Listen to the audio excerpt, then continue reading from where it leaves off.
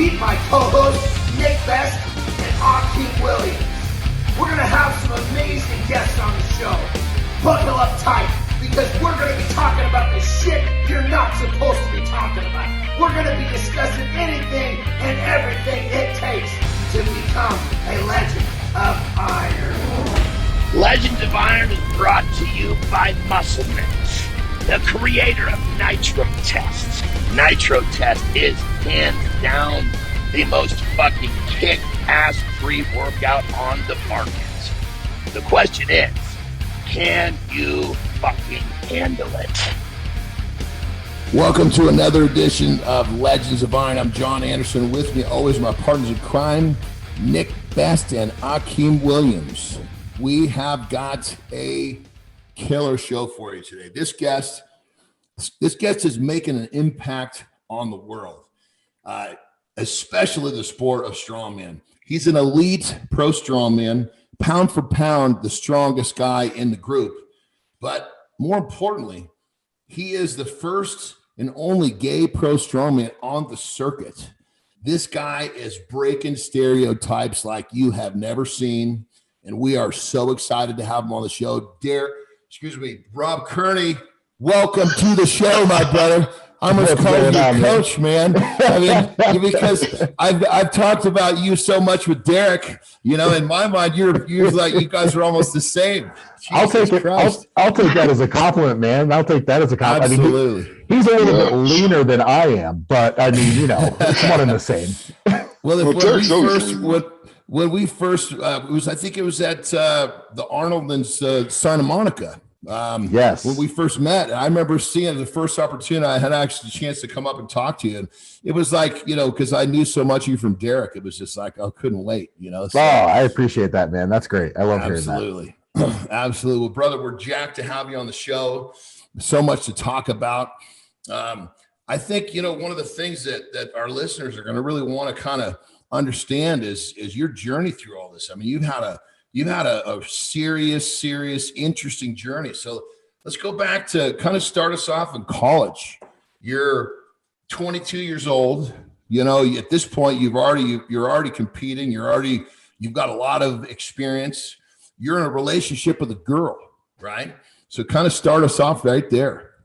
Yeah, that was, you know, like, I guess trial and error, I guess the best way to think about it, right? Yeah. You know, so for me at that point, you know, so 22 years old, I was in grad school at the time, and it actually won the national championship in the 231 or 105 kilo division for North America Strongman. So I had earned my pro status as a middleweight, and actually just after that, took second place at my first ever America's Strongest Man in 2014.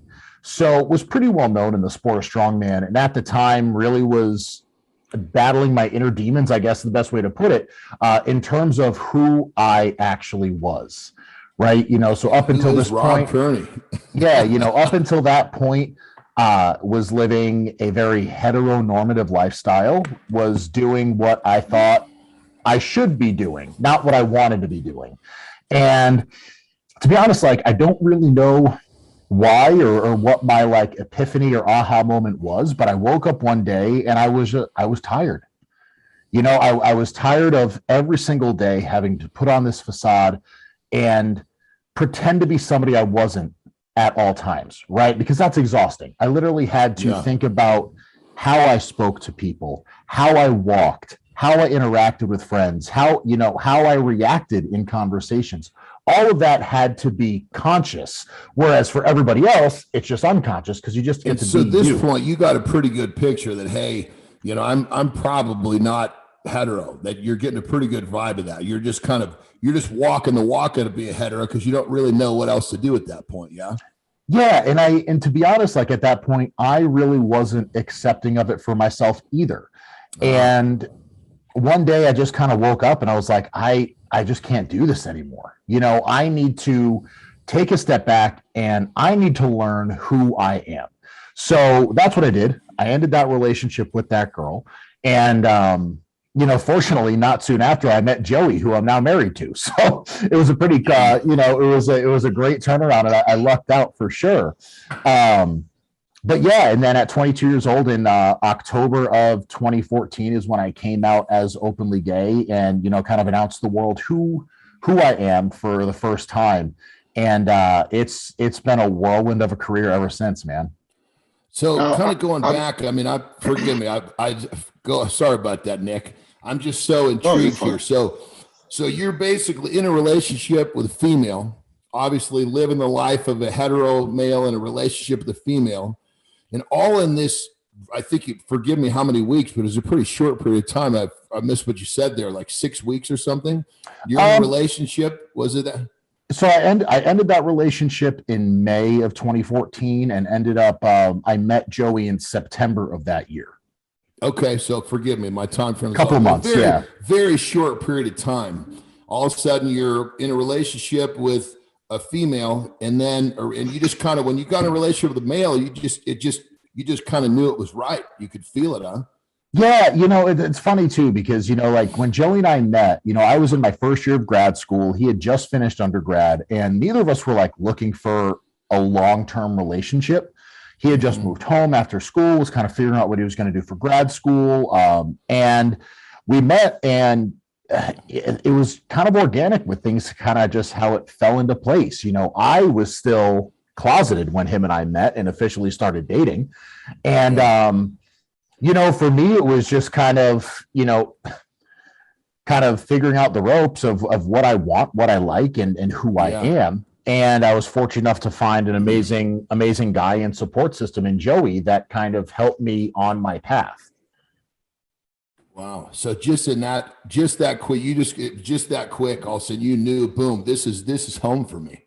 Just that. It was a switch, it really was. It was like, once I solidified who I was and I realized and accepted who I was, it sounds cliche, but it's like, it was such a weight lifted off my shoulders because I was finally able to accept myself, and I didn't have to put any energy into pretending anymore.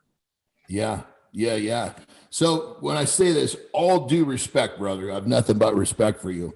So it's like you're in a relationship with a female, you go to a male, you feel like it's home. So it's like the first time in your life you have a penis in your hand other than your own, and it feels right. Yes. Absolutely. That's fucking amazing, brother. That must have been like such a huge fucking moment in your life, Oh man, holy shit. I was really curious as to what level of vulgarity is this podcast really going to be at. So I think we just set the tone.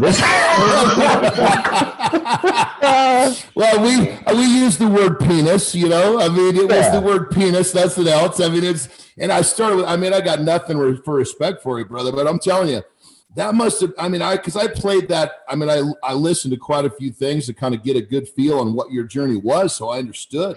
When I heard you kind of piece it together, I was like, holy shit, that short period of time must have just been like, I don't even know how I would describe that.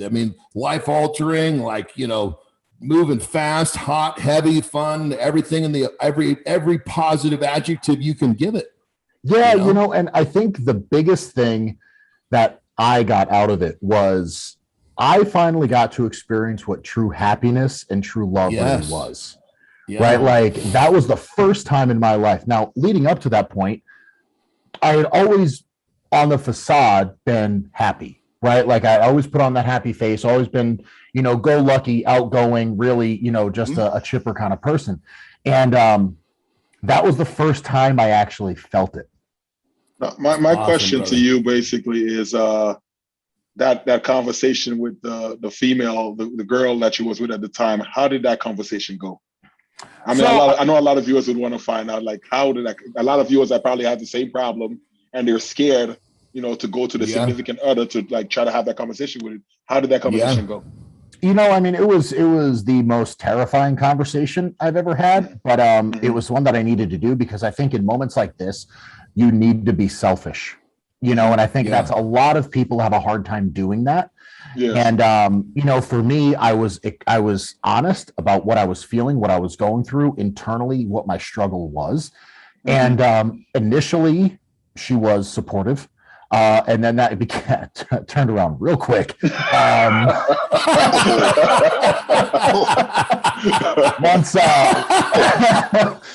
Once Joey came into the picture, she was no longer supportive or nice. Oh wow! Okay, she probably thought you were just probably going through a phase, and but she was the phase. That was the problem. Yeah. And it just think of it from, and just kind of having fun. In her defense, she's thinking, man, what's wrong with me? I got this great boyfriend and I turn him gay, not knowing obviously it was you. That was you. You were pretending all that time, but I'm sure she probably had a real rough go with feeling like she wasn't adequate to do the job for you, Yeah, and I think it was a struggle for sure. But overall, like I said, at the end of the day, like I had to learn how to be selfish in that moment, because at that time, my happiness and my success was the only thing that I could control, and really I needed to focus on, because where I was in my life, I was miserable. Yeah. Yeah. Well, that's great, brother. I mean, that's when it comes down to it, that's what we all want. We all want to find that place where we're happy. So, I mean, obviously you had a much different journey than most of us, brother, but congratulations for finding it so early in life. Fuck, man. Many people don't find it, until later in life. And, you're just getting out of the blocks. You got so much great stuff going on. It sounds like you got the love of your life. Totally awesome, my brother. Totally. Yeah. Awesome. It really is wild to me. It completely unplanned, but lucked out in all the best ways. Nick has been fortunate to meet Joey dozens of times. And what's funny is now, Joey comes to every single competition with me. And if he's not by my side, like the first time I see people, the first reaction I get isn't, "Oh, hey Rob," it's where's Joey? Where's Joey? Yeah.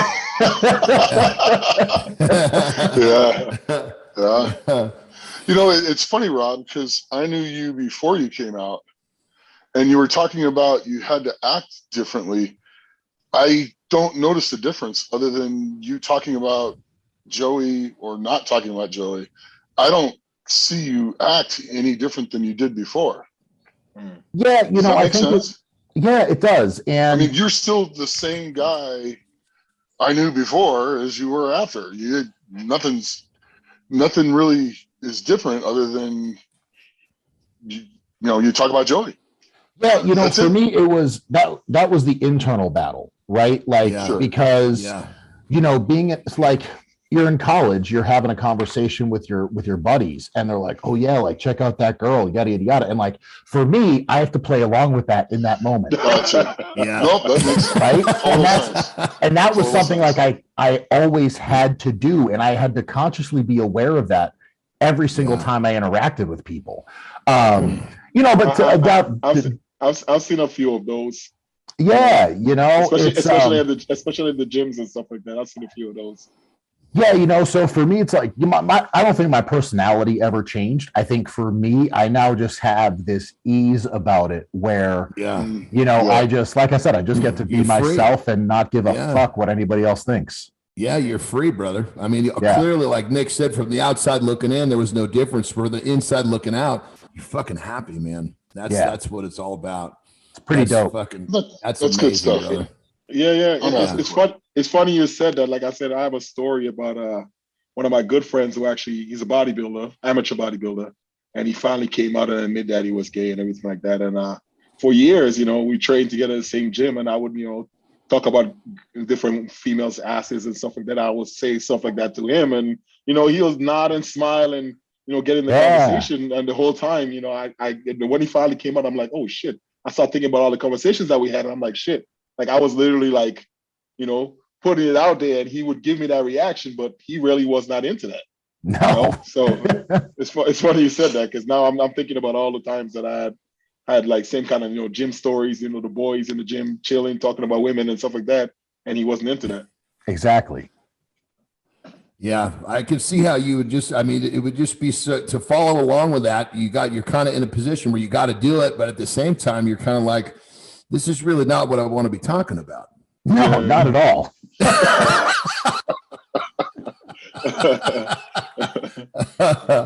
Oh, crazy. So, brother, take us back. It sounds like you were just freaking cock strong from the jump. I mean, you were, when you first started lifting weights, some of the things that you were doing right away lifting weights was crazy. But talk to us about that. From early on when you first started, you were moving some crazy weights. I was, so I had a pretty decent go when I first started, right? So I actually started competing in strongman when I was 17 years old. So this year is going to be my 13th year competing already, and I'm only 30. So, for me, I was decently strong, like on a barbell. When I was 17, I deadlifted 500 pounds, had a decent overhead, stuff like that. But to be honest, I sucked at strongman when I started. I took dead last in the first 8 competitions I went to. But you clearly loved it, or you wouldn't have kept coming back. Yeah, exactly. And another thing people don't realize is, like, at that time, I was competing in the 200-pound weight class. So I was competing under 200 pounds, doing all these shows. And so it wasn't actually until my 14th competition where I actually won a show. And that was the contest. It was here. It was in Connecticut. It was, Connecticut Strongest Man in 2011. And that was the first year I qualified to go to nationals. And I went to nationals that year in Tunica, Mississippi, as a 200-pounder, and ended up taking second place in the 200-pound weight class, which was wild. And that's when it kind of started snowballing into me realizing, okay, I did pretty well here, not thinking that I would. Let's see if maybe I can go make a run for my lightweight pro card, or my middleweight pro card. So 2012 ended up was actually the favorite to win the 2012 national championship. And this is like the most heartbreaking story of my career. I had a 13-point lead going into the final event of the show, ended up losing by 1 point. Oh, I've been there, dude. Wasn't that, Nick? Was it 2006? I was ahead by a couple, and I bobbled the fucking stone in the last fucking event. And who was it that beat me? I can't remember his name. Steve McDonald. McDonald. Yeah, no, I've been there, brother. I feel your pain. You're just standing there going, can I just have 5 seconds back, please? Oh, dude, it was, and that last event that year in 2012, it was this crazy death medley where it was a sandbag carry 50 feet, run back, keg carry 50 feet, run back, duck walk 50 feet, then a backward sled drag. Holy and shit. It was just so terrible. And the guy that ended up winning the show was Tyler Stickle, who trains with Brian Shaw. And I remember he was in the lane next to me. He took first place and I took 14th. And I was like, son of a bitch, there's that 1 point. But luckily came back the next year in 2013. And to this day, I think I still have the largest margin of victory at a national championship. Wow. So I won the 2013 nationals by over 50 points. Wow. That's huge. So going into the final event, I believe I had like a 74-point lead going into the final event. Oh my God. And there was only I think there was only 48 competitors, so it was mathematically impossible for me to lose. Yeah. So crazy. I went out, I did the last event, still ended up winning by over 50 points. And then, like I said, 2014, 2015, had a great run. I took second place at America's Strongest Man in the 105 division both years. And then 2016 is when things got a little bit more serious. And I actually got invited to compete at the Log Press World Championships in Lithuania, hosted by Zadrunas. Remember that. And I went there, I weighed 246 pounds. And at the time, I had the amateur world record for the log press at 425 pounds. So got the invite to go. And I remember showing up, and it was Strongman Champions League was running it. And the directors looked at me, they go, "You're the American?" I was like, when I showed up, I mean, again, like at 246 pounds at this point, like I'm filling out an XL. Is like 4 bills. He's like 400 pounds, I'm like filling out an XL shirt at this point. Like, and the smallest shirt they had was 3X. So it was a dress on me. And so I show up. I'm like, yeah, you know what? Fuck it. I'll throw down. Let's see how it goes. And I remember like that entire show, I wasn't paying attention to what anybody else was doing. I was just like seeing how my attempts were going. And I ended up hitting 202.5 kilos. So like 445 and a half. And I remember hitting that. I sit back down. I'm stoked. It was a great lift. I'm super pumped. And Dimitar Savatinov comes up to me and goes, congratulations, you just won. I was like, the fuck? I had no clue. I had no clue. And I ended up tying with Vitas Blakaitis for first place with that lift. And it was actually that contest that Joey looked at me and was like, I guess you are pretty good. You know, it wasn't taking second place at America's Strongest Man.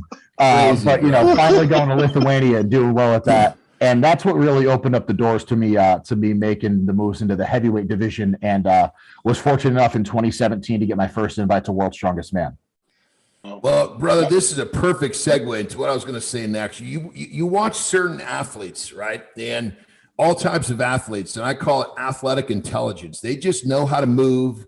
They understand how to put themselves in the right spot at the right time and timing. Brother, you have got some of the most amazing strength, athletic intelligence I've ever seen. I mean, the things that you can do for your stature is crazy. So my question is, going back, if we go further back in time, you were a cheerleader. Do you think being a cheerleader had anything to do with this development? Because this is a type of strength that you can't really teach athletic intelligence, you know? Yeah, you know, for me, I think it was a little bit of that. But honestly, when I first got into the sport, you know, I came up, 2000, you think back to like 2009 to 2012 when I was really getting into the sport. And that was like right in the height of American Strongman. You know, like it was Poundstone, Ortmeyer, Nick, you know, you were in like Osland, Bergman, like all these studs here in the US. Brian was really just coming into the mix, you know. And I remember at that point, I realized, you know, when I first got into Strongman, my goal was never to get to World's Strongest Man or do this shit. I never thought I'd be able to, because I'm 5'10". I'm chubby and not that athletic.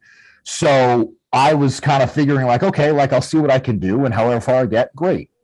And after taking last place so many times, what ended up happening is I started to become a student of the sport, right? So like I would watch Derek deadlift or press and be like, okay, what is he doing and how is he manipulating the implement? You know, I would watch Nick do the yoke or farmers or frame and be like, okay, what is he doing? How can I take what he does so well and mold it to my body type so I can recreate that movement? And that's what I really did. And that's really, I think, what excelled me in the sport, because I studied what everybody was doing. And another thing was, like, when I first started, I competed a lot. When I was an amateur, like before I turned pro, I was competing almost 11 to 12 times a year. And it was just because like I wanted to get that experience, and I loved the sport. I loved the community, and there were so many competitions happening that I was like, you know what? I'm not going to train for every show. I'm just going to train to get stronger and show up when there's a contest around me so I can get better at competing as well. Yeah. And so I think it was all of those things that came together to really kind of propel my career to where it is today. Yeah, I mean, it's crazy. Like at the Rogue competition, I mean, you walk up to basically 900 pounds in a deadlift, and you're standing there, and you know, some of the big guys, the giants, they look in proportion to that big bar. You know, you walk up and you say, oh, okay, here's a normal sized guy, but you just fucking crush it. You just crush it. I tell everybody, like, whenever I'm at a contest, like we do the athlete lineups, I always feel like the younger brother that's trying to hang out with his big brother's friends because I'm so much shorter and smaller. Like, I remember at the Rogue when we did the awards at the end, it was like Brian in 7th, then me in 6th, then JF Caron in 5th. So I was between those two behemoths. I'm like, this is really cool. I'm tiny. I feel your pain. I feel your pain. You know, it's just, you know, but like I said, wait till you add old into that mix. You know, so for me, it was like I said, I think it was just like years of studying the sport and just competing so often that really gave me this awareness and kind of this knowledge of the sport to get me to be able to compete at Worlds and the Arnold and the Rogue and all these amazing shows. Now you said when you first started, you placed horrible a lot for a lot of different shows and stuff like that. I mean, what kept you going? What kept you thinking about still competing? Because I know a lot of people, they try something, they're not good at it, and eventually they just give up. What kept you going? For me, it was the fact that strongman is so different all the time, right? And I'm sure Nick and John, you're kind of in the same boat, but I've been doing this sport for 13 years and I've never once done a contest with the same events in it. Gotcha. Every single show in the past 13 years has always been a different mix of events. Okay. And that's what kept me excited, right? Like, so even though I was taking last, I was like, oh shit, there's a Conan's wheel there. I've never done that. Let me go try it. Like it was just always something new and that I got excited about. And I loved the training, but it was also like the way I describe strongman, it's like an individual team sport, right? Like you have your people you train with, but at the end of the day, all eyes are on you. And when you get onto that floor, you have to perform. And if you succeed, you put in the work. If you fucked up, it's on you. And I loved having that pressure on me because you could also see change every time you stepped into the gym. I think that's one of the reasons we all love training, right? Is because okay, well, you got more reps or you add more weight to the bar. It's that objective measure that you can see increasing happens in competition as well. So I think it was like all those things really, it kept me excited. Plus I was in a really tough major in college and it was a nice outlet for me where I didn't have to think about school anymore. Yeah. Okay. Yeah, absolutely crazy, bro. It's amazing to hear you talk because I mean, when people get to see, what you do in terms of your performance and the fact that you literally are like what you get outweighed by 100, 150 pounds in some cases? Yeah, so my average contest weight is about 285, and I stand about 5'10", right? So we look at the average size of these guys, it's probably around 6'3", 350. And then on the bigger side, I was competing. Had the privilege of competing against Thor multiple times, who is 6'9", 440 with abs. So it's really cool the fact that I can be out there and still throw around the same weight that these big dudes are doing and hold my own and do well. I've been fortunate enough to hold some records, win some contests and put my name on the map of the sport. So it really there's no way for somebody to argue. You really are pound for pound the strongest one of the elites right now. Yeah. Yeah. In 2020, I was actually fortunate enough to win that contest. Eddie Hall, an official strongman, held a pound for pound strongest man in the world contest. And I was fortunate enough to come out on top, so it was a 1 rep max ground to overhead lift. So I log pressed 455 pounds. And then I deadlifted 921 pounds at a body weight of 286. And those two lifts. Isn't that insane? That's just normally. When you're saying that, someone's thinking, did he say 386? No, rewind that. No, he said 286. 286. Yeah, and it's really cool because I think back on moments in my career and I think back to Nick. I'm sure you remember when Joey and I came out there to your house to train back in 2015 I think it was 2016. And I remember I showed up to his house. He's like, all right, what's on the menu tonight? I was like, we got deadlifts. He's like, great. He was like, what do you got? I was like, 765 for reps. He was like, what? Because at this point I was still a middleweight. I was still competing at 231. Wow. So he was what? Okay, let's do it. That's definitely impressive, man. So we ended up log pressing and we did some reps. And that was actually the first time Joey hit a 500-pound deadlift as well, was in your garage. Yeah, that was fun. Little coaching, little talking, little pep talk, and up it went. It's good stuff. Wasn't too long ago we had Derek on the show and he actually talked a little bit about coaching you, which was a lot of fun to hear. Some of the strategy you guys went into and currently use. When did you and Derek start to when did you get him to coach you? Because I know in the beginning, he said that it was you that kind of got him to kind of step over the ledge of, okay, I'll coach someone. It was you were the one that got him to take the step into coaching. Yeah, he played hard. That all come together. He played hard to get for a while. Yeah. So Derek, I will say, like, Derek was one of the first guys, that I kind of like really idolized in the sport. And, we were both from Connecticut, and he was a, smaller guy, competing. And, I was fortunate enough to train with him a few times when I was 17 and 18 years old with his crew in Waterbury. And so I'd always, really looked up to him. And it was 2018 was one of the last times I asked him. I'd asked him in 2017 a couple of times, in 2016, and he'd always just said, got too much going on with the family, work, they're just too busy and stuff like that. And in 2018, I remember I went over his house for dinner one night, and I asked him if he, would be my coach. I had these goals. I had proven to everybody that I could compete at Worlds and do these shows at the time.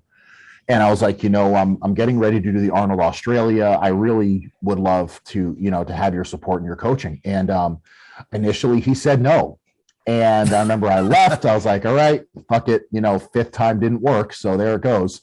And I remember, this story is great because his wife, Dana, when I left, she smacked him and said, why the fuck did you say no? Really? And and he was like, and I will say, Derek, is his own worst enemy. And sometimes, Nick has competed against him and can probably attribute to that. And, he gets in his head. And at that point, Derek felt that he didn't have anything to offer me as a coach. And, which was crazy to me, because here's this guy that took second place at Worlds, had won the Arnold multiple times, had won America's Strongest Man multiple times. And, so Dana finally talked some sense into Derek. And the next day he reached out to me, said, I thought about it. And he decided to come on board and start working with me. And to this day, that first 4 months of training, I have never gone through anything like that before. Still to this day, the hardest training session I ever had, was the middle of summer, and it was, our gym was nice enough to not have air conditioning. So it is, it's about 85, 90 degrees, humid as hell in the gym. And Derek programmed, it was a heavy set of 5 on deadlifts, followed by a heavy set of 5 on squats, snatch grip RDLs, frame holds, and then a final conditioning set of yoke carry, sandbag carry medley. It was a 650-pound yoke and a 200-pound sandbag, 200 feet each way, turns at 50 feet, with only 2 minutes. 2 minutes. You just keep going, man. It gets better. 2 minutes rest between sets for 4 sets. And I remember that session, I think, is really what wrote the script to what Derek and I were able to do over the next 2.5 years. Because my first show out of him coaching me was the Arnold Australia, and I won against a lineup that was pretty stacked. It was Matthias Belsack, absolutely, Novikov was there, JF and Jerry Pritchett, and I mean, it was just this monstrous lineup, and I was able to come out with a win. And, ended up being pretty successful under him, was able to, go to the Arnold, and I tied for 6th place. World's Strongest Man in 2019 was probably my most heartbreaking but most exciting competition. I had lost the qualifying group to Thor by 1 point. And that forced me to go into the Stone Over Bar event versus Luke Stoltman. Luke is one of my best friends in the sport. And at that point, neither of us had made the finals at Worlds, so that was on the line for both of us. And if you know anything about strongman, the Stoltmans are pretty damn good at stones. Yeah, And that's the event you don't want when you draw one of them. Yeah, so we had it was a 410-pound stone over bar for reps, and the way the event was set up was like when the stone fell on your side, you had 20 seconds to get it back over. And I will say I hit a PR. I hit 10 reps, which was pretty damn good. Christ. Yeah, dude. Oh my god! And it was over a 56-inch bar. So for me, that's like that's nipple or shoulder height. Yeah, I was going to say that's over your nipple, isn't it? Yeah, for Luke, that's waist height. So that was cool. Yeah. And so it was just one of those. It was such a bittersweet moment because I had such a great qualifying heat. One of the proudest moments to me was the fact that I only lost to Thor in the group by 1 point. And just missed out on the finals, but then was able to do some really cool stuff. So working with Derek was it was probably the most surreal part of my career. Yeah, I mean, Derek, he's when it came to even his own training, I mean, he brought things to the table that nobody was doing. Yeah, I mean, his big thing when he was going, was that pain tolerance training, right? Like that's what he was known for. And I remember he would come up, he would drive an hour and a half north to the town that I was living in Massachusetts. And I, a couple of days before this, I had gone to our local fire department and I walked in and I was like, oh, I was wondering if I could speak to the chief. They're like, for what? I was like, I want to pull one of your fire trucks. And I remember the woman looking at me like, okay. So she goes and gets the chief, and I was like, hey, what's going on? My name's Rob. I'm training for World's Strongest Man. I was hoping I could borrow one of your fire trucks to pull. He was like, what? Yeah. And I was like, yeah, no, like I'm totally serious. Like I literally want to pull one of your trucks. So once I got the okay from them, Derek would actually drive up like once a week with his truck and the harness and everything and the rope to train these fire truck pulls with me. And they were some of the most brutal sessions ever because I would have to start off by pushing his truck as a warm-up, and then we'd get the fire truck set up. And, it would be, this is it's an automatic fire truck. So, and when you pull a vehicle that's an automatic, it is terrible, right? Because like the gears kind of kick in. It's never really freewheeling. No. And then you add in, about 10,000 pounds of water. That's great. So I remember, I get down and I go to pull, and the first time I think I pulled this fire truck, it took me about 90 to 100 seconds of just grit. That's a long time. That's a long time. Yeah. For people that don't know, a 45-second truck pull makes you want to feel like you need oxygen. First, you're going to throw up, then you're going to get oxygen on. 90 seconds to 100 seconds is like double that, which sounds exactly like Derek's training. Well, and here's where it gets fun.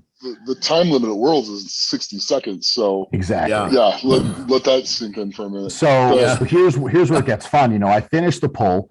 My forearms and biceps are cramping. My quads are on fire. I can't breathe. And Derek looks at his phone. And he goes, all right, 4 minutes. We're going again. I was like, you motherfucker. Oh, Jesus Christ. And I had to do that. I had to do that 3 times. And, and then he opens up the tailgate to his truck and he has weights in a log. And he's like, great. Now we're doing log press in the middle of this park. In Massachusetts, so it was, like I said, I mean, it was definitely, those sessions are something I'll always look back on and just be like, what the fuck was I thinking? Dude, that 4 minute break that he gave you, that 4 minute break must have been gone. It must have seemed like it vanished in time. Oh, I blinked and it was over. That must have sounded like, must have felt about 4 seconds. Yeah, and then, if you know anything about a truck pull, right? Like we wear rock climbing shoes, so those aren't comfortable on fat feet whatsoever. So I'm sitting in these rock climbing shoes. It's like 90 degrees. We're in the sun. I can't catch my breath. My feet hurt. My arms are cramping. It was a hot mess. But, luckily it totally didn't pay off because I still took last in the truck pull. Yeah, good stuff.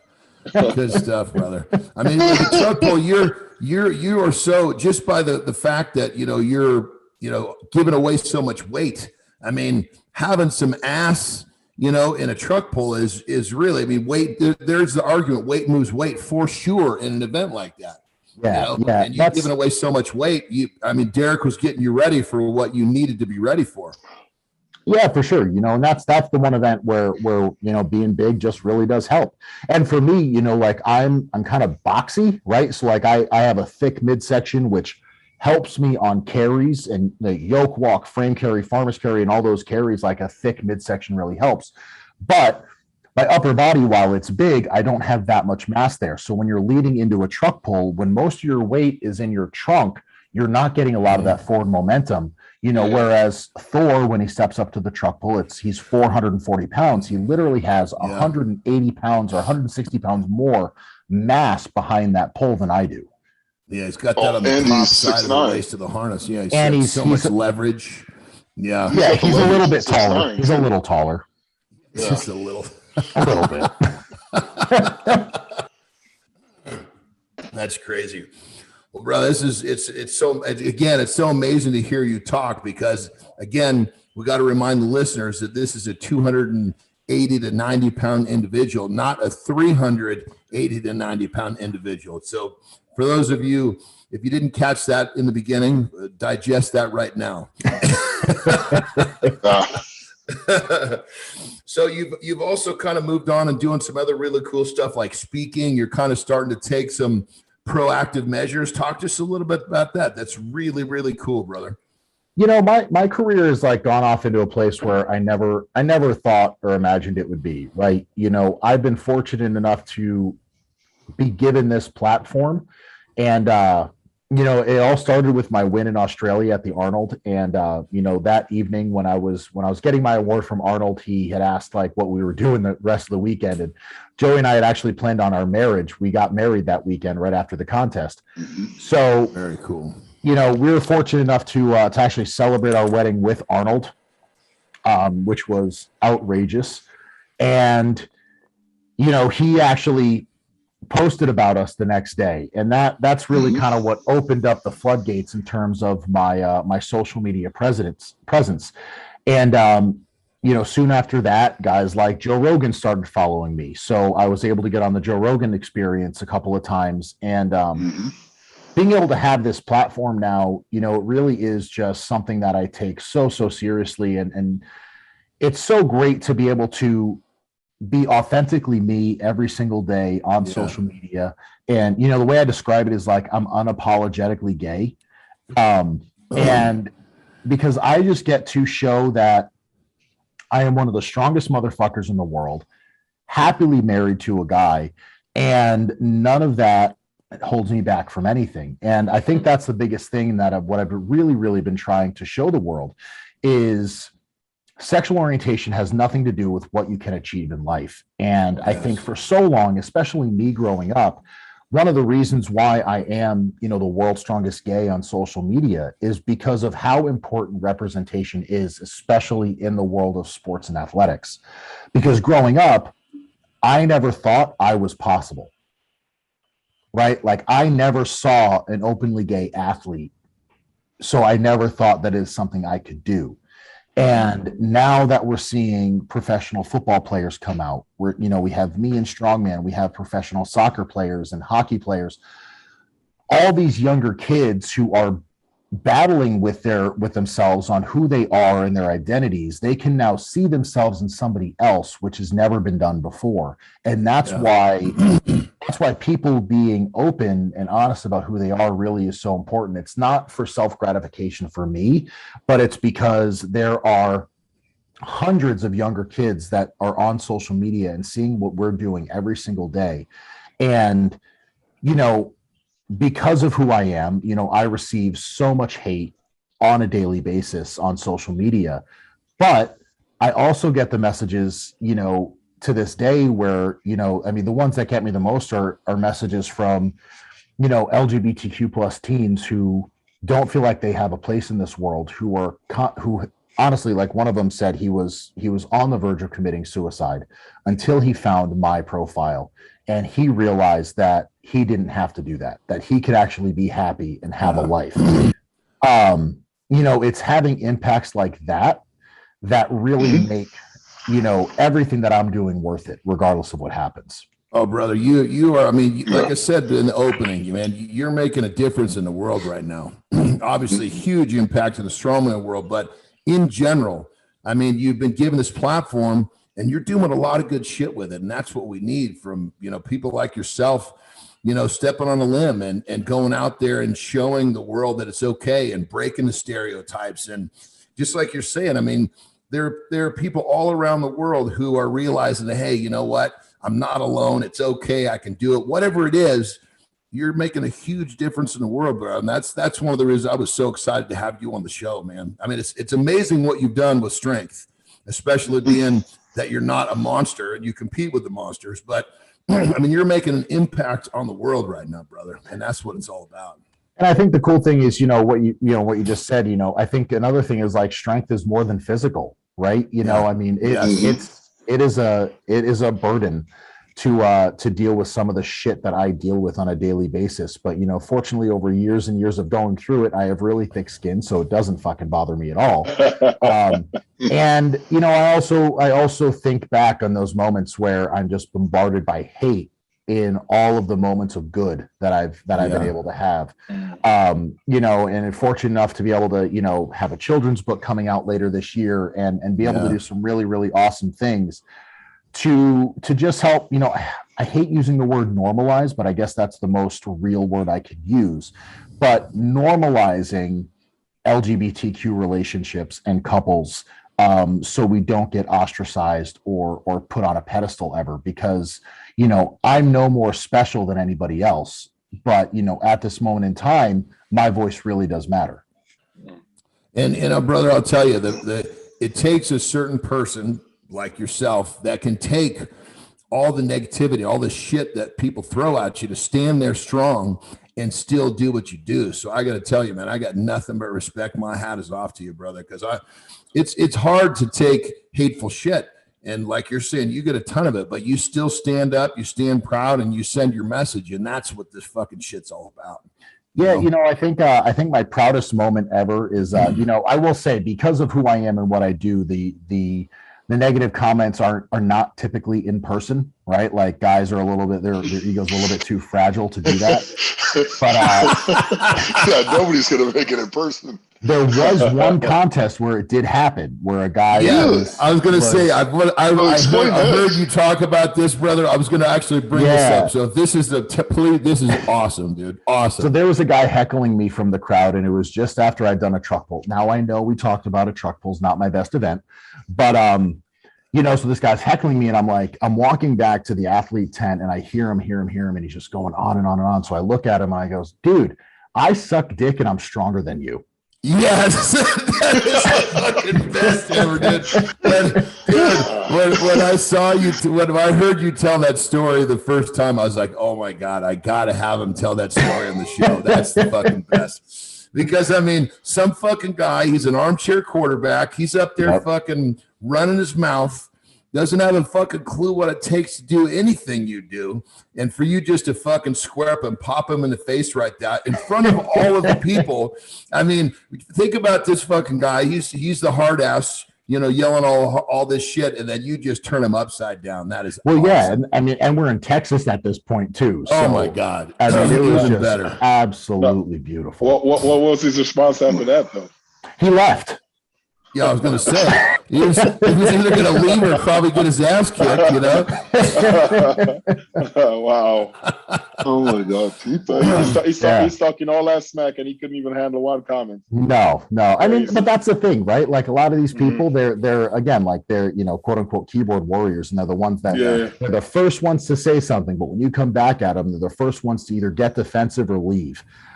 Because they just can't deal with the heat, and that's something that I've been able to do really well over the past few years, because it doesn't bother me, right? Like for me, I use their motivation, or I use their negativity as motivation. Yes, because in my mind, there is no bigger fuck you to that person than me succeeding. Yes, 100%, brother.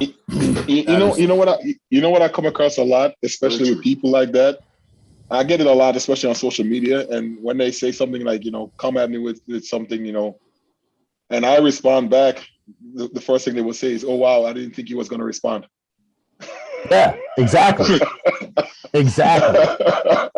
You know, I mean, like at the end of the day, man, they think like sometimes, you know, people don't have feelings and stuff like that. Just because you put yourself out into the public and stuff like that, you know, you have feelings too, man. You know. Yeah, no, I mean, and that's the thing. You know, I think it's, again, like, I just think it's so funny when like people jump up and start saying things like that, and then, you know, again, like, they don't expect people like me to say something back. Yeah, but exactly. It's like, Yeah. you know, I think there's a lot of people that are like, oh, you know, don't read the comments, don't read the comments. But I do, you know, like, because that's me as a person. I like having interaction with my fans and the people that support me. Yep. So if I'm going to see the positive, I'm going to see the negative. Yeah. And you know, when I am able to give back a little zinger like that, they usually fall back on their heels pretty quick. The block check this button out. works pretty good too. Yeah, that's so true. So true. So check this out, guys. We only have our man Rob here for about another little less than 10 minutes. So I want to make sure that everybody knows that before we. So if there's any questions you guys want to pop out now, because like I said, we could keep him here for their hour, but we only got him here for a little less than 10 minutes. So I got like an hour drive down to the gym after this. Well, you got to do your thing, brother. Yeah. You got to do your thing. Arnold training is kicking into high gear. I get to press a 275 dumbbell a couple times tonight. Nice. You know, I'm telling you, brother, that was one of the things when I was watching the Rogue. I mean, those dumbbells, you were crushing those things, brother. The way that you position yourself under those dumbbells, that's kind of that whole thing I was speaking, like that athletic intelligence. You just kind of know where to get under that dumbbell to keep it overhead. It's fucking amazing. I got to tell you, I mean, I love the sport of strongman. I love to watch it, but I got to tell you, bro, you're probably my favorite guy to watch at this point in time. Oh, thank you, man. That means a lot. You know, and I think what's funny is too, like in these events, people forget to realize that that's a body weight dumbbell press for me. That's what I mean. That's what I'm talking about. You got body weight on your shoulder, and then you got to get that thing overhead and with one arm, and you got to somehow position yourself underneath it so it doesn't come down. That's what I said when you are hands down my favorite guy to watch right now, brother. So it's not just because the spandex. No, I love the spandex too. The spandex, the hair, it all fits together. But it's sending that message, which is another great thing too. I mean, it's a message of subtlety. Subtlety. Well, it's I'll tell you, brother. I mean, you're out there. You're basically out there doing your thing, and you're there competing, but you're also there for a purpose, and it's meaningful. It really is. Thank you. No, it means a lot, you know, and it's been such a wild ride and so much fun. You know, like I said, like I never thought that I'd be the guy that's out there, you know, traveling around the world, you know, at these competitions and doing all this amazing stuff. So it really is. It's a total dream come true for me, honestly. Yeah. That's what life's about. You're living your dream. Yeah. Well, we got to ask a question for the people that are watching, and for every strongman that's a little undersized, they got to be looking to you going, okay, how does he do it? So what advice do you give to a strongman who's a little on the smaller side of the equation? I guess my best advice is be stubborn, right? You know, I think for me, it was stubbornness in my training, stubbornness in my competing, and it was, I guess another thing is like I never looked at failures as failures, right? Like we talk about the beginning of my career, and it would have been really easy to just throw in the towel and not continue anymore. But it was what I did was I set these small attainable goals that I knew I could achieve.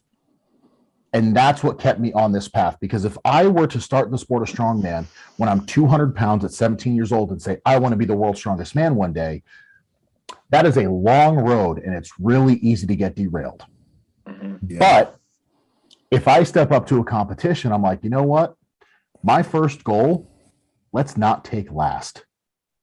And guess what? That goal doesn't change until you achieve it. Right? So for me, it was don't take last. Okay, great. Contest number 8, I did that. So what's the next goal? Let's not zero an event, because up until that point, I had zeroed at least one event at a contest.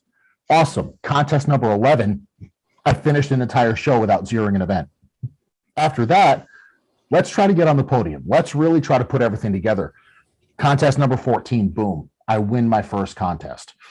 And from there, it was, okay, let's go to nationals, see how I stack up against everybody. And it was all of these goals that I knew I could get to that slowly just snowballed and piled up into, okay, well, shit, I'm going to World's Strongest Man this year. And it wasn't a fast journey, right? Like it took me 8 years from when I started the sport to getting to World's Strongest Man. It didn't happen overnight. It didn't happen in a couple of years. And I think it was just that stubbornness and that tenacity and that goal setting that really is the only reason that I was able to get to this. Because I tell you what, I still live by that right now. Right? Like in 2019, my goal was to make the World's Strongest Man finals. I didn't get to do it. Well, 2020, I tore my tricep 3 weeks before World's Strongest Man. 2021, I got cancer 3 weeks before World's Strongest Man. So guess what? In 2022, my goal is to make the World's Strongest Man finals this year. The Arnold Strongman Classic, my goal is to make top 5. Well, 2020, I took 6th place. So this year, going into the Arnold, my goal was to take top 5. So my mentality still hasn't changed throughout my entire strongman journey. And I think that's really important for people to realize. Yeah, for sure. So the key is to set methodical, achievable goals. Yeah. Yeah, it's because that's what you've done. You've methodically set achievable goals, and you've reached every one. Again, people always look at the end goal, and it's really, really easy to get disheartened when you're not getting to that end goal soon and quick enough, right? Like if I had set, we're in an instant gratification society too, so that doesn't help.